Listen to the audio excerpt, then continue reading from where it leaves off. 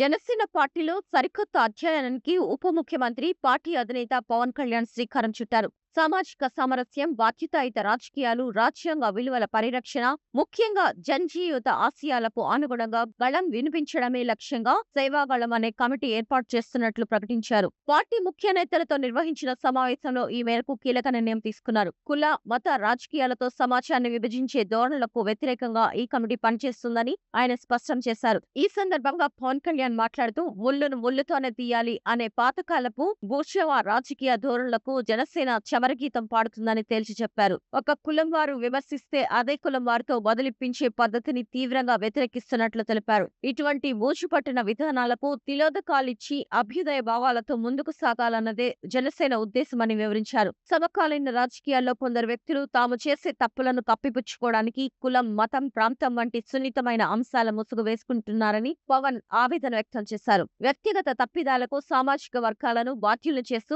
సమాజంలో విద్వేషాలు రెచ్చగొడుతున్నారని, ఈ తరహా రాజకీయాలను నేటి యువత తీవ్రంగా వ్యతిరేకిస్తోందని అన్నారు. సేవాగళం కమిటీ రాజ్యాంగ విలువలకు కట్టుబడి దేశ సమగ్రతకు భంగం కలగకుండా పనిచేస్తుందని తెలిపారు. ముఖ్యంగా యువత ఆశయాలకు అనుగుణంగా గళం వినిపిస్తుందని దిశానిర్దేశం చేశారు. వ్యక్తిగత తప్పులను వ్యక్తిగత స్థాయిలోనే ప్రశ్నించాలి తప్ప ఆ వ్యవహారంలోకి కులాలను, మతాలను లాగకూడదనేది జనసేన పార్టీ స్పష్టమైన విధానమని పవన్ కళ్యాణ్ పునరుద్ఘాటించారు.